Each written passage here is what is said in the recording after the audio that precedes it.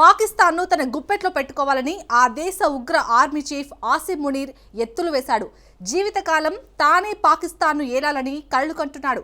భారత్పై ఒళ్లంతా విషం నింపుకున్న ఇతడు ఇన్నాళ్లు తెర వెనుక ఉండి పాకిస్తాన్ను ఆడించాడు. ఇక ముందు తానే సర్వస్వమై నడిపించాలని ప్లాన్ వేశాడు. అందుకు పాకిస్తాన్లో 27వ రాజ్యాంగ సవరణ బిల్లును తెరపైకి తెచ్చాడు. పాక్ అధ్యక్షుడు ప్రధాని కంటే శక్తివంతంగా మారాలని యోచిస్తున్నాడు. కానీ ప్రతిపక్షాలు ఇటు ప్రజలతో పాటు ప్రభుత్వ కూటమిలో ఉన్న పార్టీలు కూడా ఈ చట్టంపై వ్యతిరేకత వ్యక్తం చేస్తున్నాయి. ఈ బిల్లు ఆమోదం పొందితే మొదటి ముప్పు మాత్రం భారత్కే. అసలు కొత్త బిల్లులో ఏముంది? ఎందుకు మునీర్కు అపరిమిత అధికారాలు కట్టబెడుతున్నారు? ఇప్పుడే ఈ బిల్లును పాక్ ఎందుకు తెస్తుంది? భారత్కు ఎందుకు ముప్పుగా మారుతుంది? Let's watch. మునీర్ కంట్రోల్లోకి పాక్ వెళ్ళిపోతోందా? కొత్త చట్టంపై పాక్లో ఆందోళనలు దేనికి?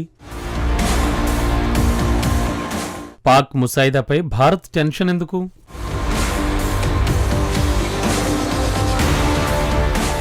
పాకిస్తాన్ ఈ ఉగ్రదేశాన్ని నడిపించేదెవరో మొత్తం ప్రపంచానికే తెలుసు.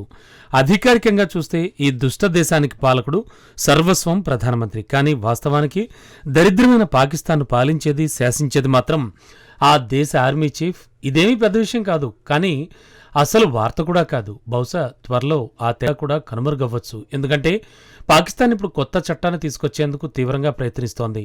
ఆ దేశ రాజ్యాంగాన్ని సవరించేందుకు అడుగులు వేస్తోంది. ఒకవేళ ఈ బిల్లు పాస్ అయితే, కొత్త చట్టానికి ఆమోదం లభిస్తే ఆ దేశ ఆర్మీకి ఇప్పటివరకు ఉన్న ఓ నియంత్రణ రేఖను, హద్దుల్ని పూర్తిగా తుడిచివేస్తుంది. ఈ చట్టం ద్వారా పాకిస్తాన్ ఆర్మీ చీఫ్ ఆసిమ్ మునీర్కు అపరిమిత అధికారాలు లభిస్తాయి. అసలు ఈ చట్టం ఏంటి? పాకిస్తాన్ ప్రభుత్వం 27వ రాజ్యాంగ సవరణకు ప్రతిపాదనలు చేసింది. ఇప్పటికే ఆ దేశ ప్రధానమంత్రి షెహబాజ్ షరీఫ్ ముసాయిదాను సిద్ధం చేశారు. ముసాయిదా అంటే బిల్. ఈ బిల్లుకు, ఈ కొత్త చట్టం ఆమోదానికి మిత్రపక్షాల మద్దతును కూడగట్టేందుకు షరీఫ్ ప్రయత్నాలను ఇప్పటికే మొదలుపెట్టాడు. 2 రోజుల క్రితమే పాకిస్తాన్ కేబినెట్ సమావేశాన్ని ఏర్పాటు చేయడానికి షెహబాజ్ ప్రయత్నించాడు. కానీ చివరి నిమిషంలో ఈ మీటింగ్ వాయిదా పడింది. ఆ తర్వాత ప్రధాని షెహబాజ్ అజర్బైజాన్ పర్యటనకు వెళ్లాడు. సో కొత్త చట్టానికి మిత్రపక్షాల మద్దతును కూడగొట్టే పని ఉప ప్రధాని, విదేశాంగ మంత్రి ఇసాక్ దార్కు అప్పగించినట్లు నివేదికలు వెల్లడిస్తున్నాయి.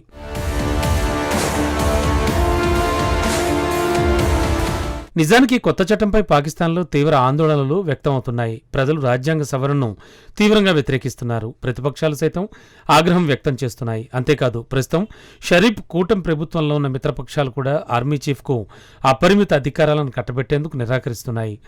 అసలు ఈ రాజ్యాంగ సవరణలో ఏముంది? అసలు ముసాయిదాతో ఆర్మీ చీఫ్కి ఎలాంటి అధికారాలు లభిస్తాయి? ఎందుకు ఆ దేశ ప్రజలు, ప్రతిపక్షాలు ఈ బిల్లును వ్యతిరేకిస్తున్నాయి? పాకిస్తాన్ 27వ రాజ్యాంగ సవరణలో ప్రధానంగా 3 అంశాలుంటాయి. అందులో మొదటిది సైన్యానికి మరిన్ని అధికారాలు కట్టబెట్టడం. ఇప్పటికే పాకిస్తాన్ సైన్యానికి అపరిమిత అధికారాలున్నాయి. వాటికి మించి అధికారం కట్టబెట్టేందుకు షెహబాజ్ షరీఫ్ రాజ్యాంగ సవరణకు సిద్ధమయ్యాడు. సాంకేతికంగా చూస్తే పాకిస్తాన్ మిలిటరీ ప్రజలు ఎన్నుకున్న ప్రభుత్వం ఆధ్వర్యంలో పనిచేస్తూ ఉంటాయి. ఆ దేశ అధ్యక్షుడి ఆదేశాల మేరకు ఆర్మీ విధులు నిర్వర్తిస్తుంది. సో ఈ సవరణ ద్వారా మొత్తం ఆర్మీ సెటప్నే మార్చేస్తుందని నివేదికలు వెల్లడిస్తున్నాయి. 27వ సవరణతో ఫీల్డ్ మార్షల్ పోస్టును శాశ్వతం చేస్తారు. అంతేకాకుండా మిలిటరీ పూర్తిగా ఫీల్డ్ మార్షల్ మాత్రమే ఆదేశిస్తాడు. సీనియర్ మిలిటరీ అధికారులను అతడే స్వయంగా నియమిస్తాడు. త్రివిధ దళాలకు చీఫ్లను అతడే అధ్యక్షుడు కూడా అవుతాడు. సింపుల్గా చెప్పాలంటే ఎవరూ ప్రశ్నించని, శాసించిన విధంగా ఆర్మీ చీఫ్ శక్తిమంతంగా మారతాడు.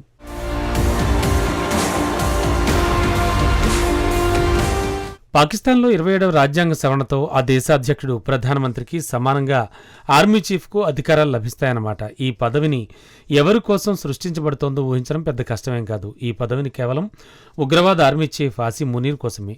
మునీర్కు అపరిమిత అధికారాలు కట్టబెట్టడమే ప్రస్తుత రాజ్యాంగ సవరణ బిల్లు మొదటి లక్ష్యం. 27వ రాజ్యాంగ సవరణలో 2వ అంశం న్యాయ వ్యవస్థను హైజాక్ చేయడం. ప్రస్తుత రాజ్యాంగ సవరణ ప్రతిపాదనల్లో కొత్త కోర్టు ఏర్పాటుకు మద్దతు ఇస్తోంది. రాజ్యాంగ, ప్రాథమిక హక్కులకు సంబంధించిన క్లిష్టమైన కేసులను పరిష్కరించే విధంగా కొత్త కోర్టు ఏర్పాటుకు ప్రతిపాదించారన్నమాట. గతంలో జడ్జీల బదిలీలు, నియామకాలు న్యాయ వ్యవస్థ ఆధ్వర్యంలో కొనసాగేవి. ప్రత్యేకించి ప్రధాన న్యాయమూర్తులకు జడ్జీల బదిలీలు, నియామకాల అధికారం ఉండేది. కొత్త రాజ్యాంగ సవరణతో ఆ అధికారాలన్నీ ప్రధానమంత్రికి బదిలీ అవుతాయి. ఈ ప్రతిపాదనల వెనక ఉన్న ప్లాన్ సింపుల్. ప్రత్యర్థుల్ని అణిచివేసేందుకు న్యాయ వ్యవస్థను ఆయుధంగా మునీర్ మార్చుకోనున్నాడు. ప్రాథమికంగా చెప్పాలంటే బై ఇమ్రాన్ ఖాన్. ప్రస్తుతం పాకిస్తాన్ మాజీ ప్రధాని ఇమ్రాన్ ఖాన్ జైల్లో మగ్గుతున్నాడు. ఈ అధికారాలతో ఇమ్రాన్ ఖాన్ జీవితంలో జైలు నుంచి బయటకు రాకుండా చేయడమే ప్లాన్. ఇక ఈ రాజ్యాంగ సవరణలో 3వ లక్ష్యం అధికారాన్ని కేంద్రీకృతం చేయడమే. ఒకసారి 2010కి వెళితే పాకిస్తాన్ అప్పట్లో కీలకమైన చట్టాన్నోదాన్ని తీసుకొచ్చింది.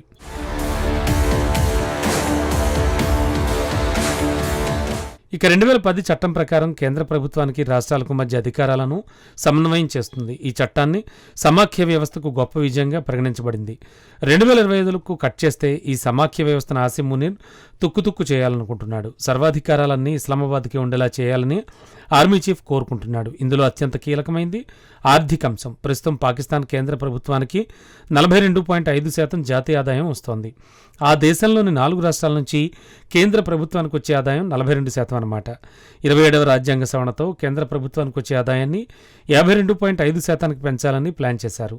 సింపుల్గా చెప్పాలంటే రాష్ట్రాల అధికారాలను బలహీనం చేయడమే దీని వెనక ఉన్న అసలు ఉద్దేశం. అందుకే ఉగ్ర ప్రధాని షహబాజ్ షరీఫ్ ప్రతిపాదించినటువంటి ఈ ముసాయిదా పాకిస్తాన్లో వివాదాస్పదంగా మారుతోంది. ప్రత్యేకించి పాకిస్తాన్ పీపుల్స్ పార్టీ పీపీపీ 27వ రాజ్యాంగ సవరణను వ్యతిరేకిస్తోంది. ప్రస్తుతం షహబాజ్ షరీఫ్ కూటమిలో ప్రధాన మిత్రపక్షం ఈ పీపీపీ. ప్రస్తుతం సింధ్ రాష్ట్రంలో ఈ ట్రిపుల్-పీనే అధికారంలో ఉంది. రాష్ట్రాలపై అధికారాలను కేంద్ర ప్రభుత్వానికి కట్టబెట్టడంపై ట్రిపుల్-పీ ఆగ్రహం వ్యక్తం చేస్తోంది. ఆర్మీ చీఫ్ ఆసిం మునీర్కు అపరిమిత అధికారాలను కట్టబెట్టడానికి ట్రిపుల్-పీ ఓకే చెప్తోంది. కానీ రాష్ట్ర ప్రభుత్వ అధికారాలను కేంద్ర ప్రభుత్వానికి ధారాదత్తం చేసేందుకు మాత్రం ట్రిపుల్-పీ అంగీకరించడం లేదు.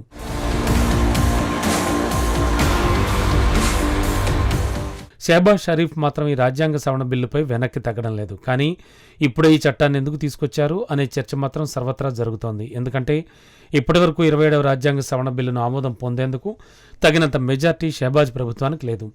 పాకిస్తాన్ జాతీయ అసెంబ్లీలో బిల్లు పాస్ అవ్వాలంటే 3/2 మంది సభ్యులు ఆమోదం తెలపాల్సి ఉంటుంది. పాకిస్తాన్లో పార్లమెంట్ను జాతీయ అసెంబ్లీని పిలుస్తారు. గతంలో జరిగిన ఎన్నికల్లో షరీఫ్ కూటమి ప్రభుత్వానికి 213 పార్లమెంటు స్థానాలు మాత్రమే ఉండేవి. సో 27వ రాజ్యాంగ సవరణకు 2/3 అంటే 224 ఎంపీలు అవసరం. సో జూలైలో జరిగిన ఉప ఎన్నికల్లో షరీఫ్ కూటమి ప్రభుత్వం పలు స్థానాల్లో విజయం సాధించింది. ఇప్పుడు కూటమి ప్రభుత్వానికి మొత్తం 233 ఎంపీ స్థానాలున్నాయి.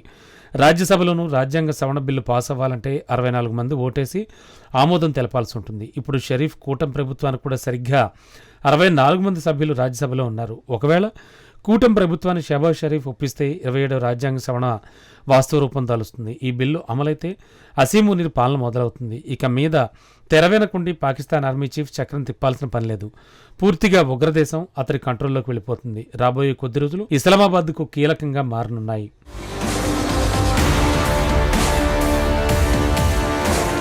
ఒకవేళ ఆర్మీ చీఫ్కు పూర్తి అధికారాలు దక్కితే భారత్కు ముప్పు మరింతగా పెరుగుతుంది. కశ్మీర్లోని పహల్గాం ఉగ్రదాడికి సూత్రధారి, పాత్రధారి అన్నీ తానే ఆసిం మునీర్ వ్యవహరించాడు. అలాంటిది అతడికి అపరిమిత అధికారాలు లభిస్తే భారత్పై మరిన్ని ఉగ్రదాడులు జరగచ్చు, లేదంటే సరిహద్దుల్లో మరిన్ని కుట్రలకు తెరతీయవచ్చు. అందుకే పాకిస్తాన్ వ్యవహారాలను భారత్ నిశితంగా పరిశీలిస్తోంది. పాకిస్తాన్లో 27వ రాజ్యాంగ సవరణ బిల్లు పాస్ అయితే భారత్ సరిహద్దుల్లో మరింత అప్రమత్తత అవసరం. సైన్యాన్ని మరింతగా మోహరించనుంది. పాకిస్తాన్ నుంచి ఎలాంటి ముప్పులనైనా ఎదుర్కోవడానికి మోడీ సర్కార్ రెడీగా ఉంది.